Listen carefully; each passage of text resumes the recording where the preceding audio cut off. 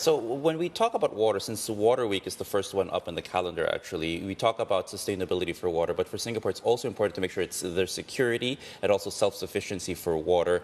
At the same time, you do want to, if I'm not mistaken, reduce the production or the energy consumption to about 1 kilowatt hour per cubic meter by 2030, coming down from about 3.5, if I'm not mistaken, as of 2021. I just want to know, where are we right now on that path, since we're almost halfway to 2030 and hitting that very ambitious goal of reducing energy consumption for water desalination here? So there is a very good question, because we are tracking that target very closely. But like many things that we do, is very production specific.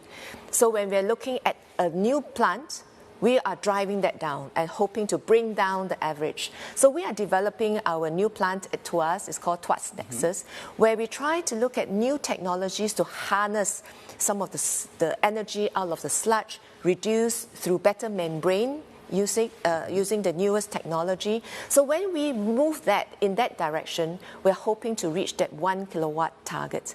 It's a stretch target, but we think that we have some solutions that are in place.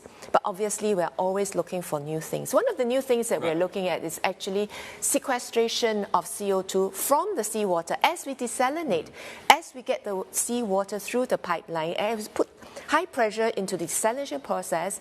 We're looking at how to capture the CO2 and therefore allowing the seawater that we release into the sea to have greater absorption capacity. This will help us reduce our carbon footprint. So it's not about one single solution, it's about doing many things along that process to reach that 1 kilowatt hour per cubic meter. Right. A lot of improvements with regards to the desalination plant and all these efforts to reduce energy consumption, make sure it's more efficient. Is one desalination plant going to be enough for a city of about 5.5 to a city state of about 5.5 million 6 million? Or are there plans to establish more we have, of these things? You know, desalination is not our only source of water, but it's one of the 4 main sources.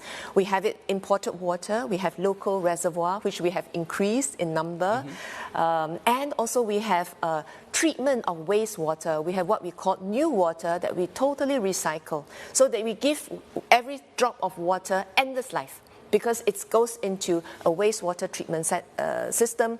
We recycle it to as good as new. And then we have desalination. In case if we have droughts in this whole region, when we don't have, you know, imported water is affected, at least we have a new source of water from sea. So these 4 tabs, it's where we sit on water security. Not a single one, but 4 looking at different elements. So we do have more than 1 desalination plant, and we are in the process of planning for longer term, but it has to go in hand with the other taps of water.